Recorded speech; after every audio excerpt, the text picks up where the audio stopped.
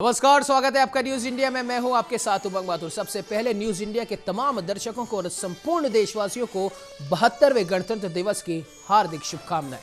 आपको बता दें कि आज पूरा देश 72वां गणतंत्र दिवस मना रहा है, तो वहीं उत्तराखंड और देवभूमि के साथ साथ शहीदों की भूमि भी रही है। देश पर न्यौछावर होने वाले सबसे ज्यादा जवान इसी प्रदेश से आते हैं।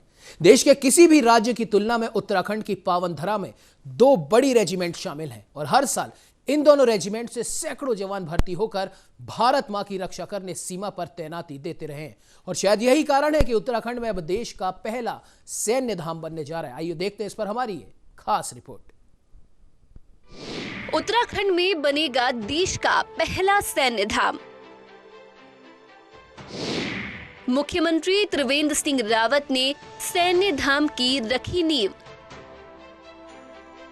प्रधानमंत्री नरेंद्र मोदी ने उत्तराखंड को 5वीं धाम के रूप में सैन्य धाम बनाने की घोषणा की थी। देहरादून में करीब 4 हेक्टेयर जमीन पर बनाया जाएगा सैन्य धाम। उत्तराखंड के वीर जांबाजों की कहानियां डिजिटल रूप में देखेगा देश। प्रदेश में शहीदों के घरों के आंगन में मिट्टी से बनेगा सैन्य धाम। उत्तराखंड के जाबाज युद्ध नायकों के शौर्य की कहानियां पूरी दुनिया में मशहूर है। यहाँ के लोगों की देशभक्ति का कोई जवाब नहीं। सेना में बहादुरी दिखाने के मामले में उत्तराखंड का देश में बड़ा नाम है। अब देश के इन वीर जाबाजों की कहानियों को पूरा देश डिजिटल रूप में देख सकेगा। जी हाँ, उत्तराखंड में जल्द ही सैन्य धाम बनने वाला है, जिसकी सारी तैयारियां पूरी कर ली गई हैं। इसी कड़ी में सूबे के सीएम त्रिवेंद्र सिंह रावत सैन्य धाम का शिलान्यास भी उन्होंने कर दिया है। आपको बता दें कि प्रधानमंत्री नरेंद्र मोदी जब 2017 में चुनावी रैली में उत्तराखंड आए थे, तो उस वक्त खुद पीएम ने उत्तराखंड में 5वें धाम के रूप में सैन्य धाम बनाने की घोषणा की थी। और इसी को लेकर कारगिल दिवस पर मुख्यमंत्री त्रिवेंद्र सिंह रावत ने राज्य में 4 धामों के बाद एक और सैन्य धाम बनाने की घोषणा की थी। वहीं मुख्यमंत्री ने धाम पूरी तरह से डिजिटल बनाने का ऐलान किया था। आपको बता दें कि देहरादून में करीब 4 हेक्टेयर जमीन पर सैन्य धाम बनाया जाएगा। यहीं पर उपनल का भी कार्यालय स्थापित किया जाएगा। सीएम त्रिवेंद्र ने कहा कि ये उत्तराखंड के सैनिकों और शहीद जवानों के प्रति सम्मान है। माननीय प्रधानमंत्री जी ने, जैसा कि सब आप लोगों को पता है, कि उन्होंने 5म धाम के रूप में सैन्य धाम की संज्ञा उत्तराखंड को दी थी। और प्रधानमंत्री जी के उसी कंसेप्ट के आधार पर इसको आगे बढ़ाने का काम किया गया। और आज सैन्य धाम का इस बहुत ही खूबसूरत जगह पर आज यहाँ पर शिलान्यास हुआ है। मैं समझता हूँ कि हमारी जो आने वाली पीढ़ियाँ हैं वो यहाँ से देशभक्ति का गहरा संस्कार लेकर यहाँ से जाएंगे। कल मेरे पास एक हमारे पूर्व मंत्री आए थे, भारत सरकार से सांसद आए थे, और संयोग है ये कि जहाँ नेताजी सुभाष चंद्र बोस के जन्मदिन को आज उनके 125वें जन्मदिन के रूप में पराक्रम दिवस के रूप में मना रहे हैं। देहरादून के पुरकुल में बनने जा रहा 5वां सैन्य धाम 1947 के बाद देश की रक्षा के लिए कुर्बानी देने वाले हर सैनिक का नाम इसमें दर्ज किया जाएगा। मुख्यमंत्री के निर्देश पर उत्तराखंड का ये 5वां धाम सैन्य धाम होगा। इस परियोजना पर लंबे वक्त से काम चल रहा है। सैन्य धाम में देश की रक्षा के लिए कुर्बानी देने वाले हर सैनिक का नाम दर्ज होगा। यहाँ आने वाले लोग एक क्लिक पर देश के लिए शहीद होने वाले जवानों के बारे में हर जानकारी हासिल कर सकेंगे। वहीं सैन्य धाम बनने को लेकर उत्तराखंड के पूर्व सैनिक भी उत्साहित हैं।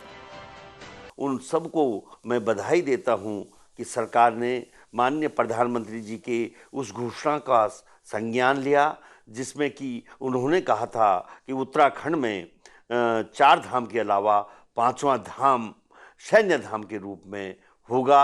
और उसकी जो उनकी जो अवधारणा थी, उस अवधारणा को माननीय मुख्यमंत्री त्रिवेंद्र रावत जी ने अपने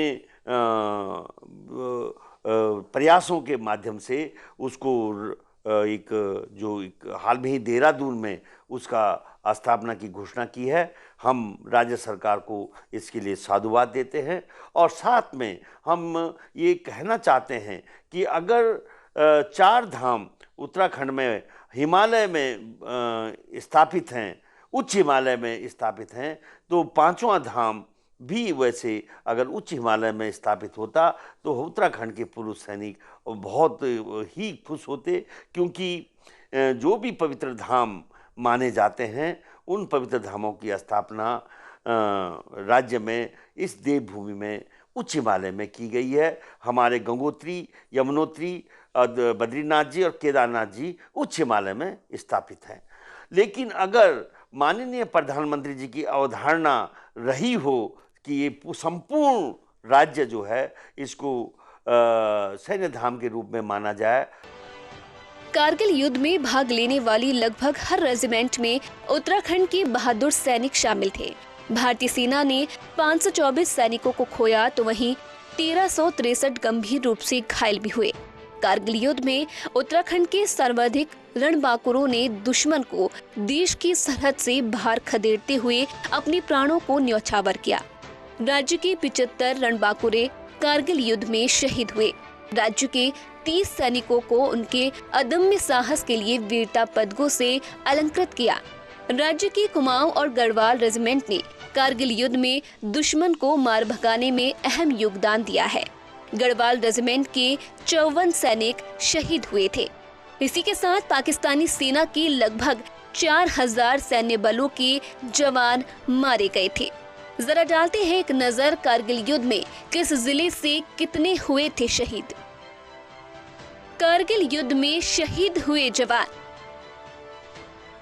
देहरादून 14, अल्मोड़ा 3, बागेश्वर 3, चमोली 7, लैंसडॉन 10, नैनीताल 5, पौड़ी 3, पिथौरागढ़ 4, रुद्रप्रयाग 3, टिहरी 11, उधम सिंह नगर 2, उत्तरकाशी 1। ये पहला मौका होगा जब कोई धाम सैनिकों के नाम होगा जिन्होंने देश के लिए अपने प्राण न्यौछावर कर दिए। उनके जज्बे को कभी नहीं भुलाया जा सकता है और आज जो सैनिक सरहद पर डटे हैं उन्हें भी हमारा सलाम। न्यूज़ इंडिया के लिए देहरादून से प्रियंका जगूड़ी की रिपोर्ट।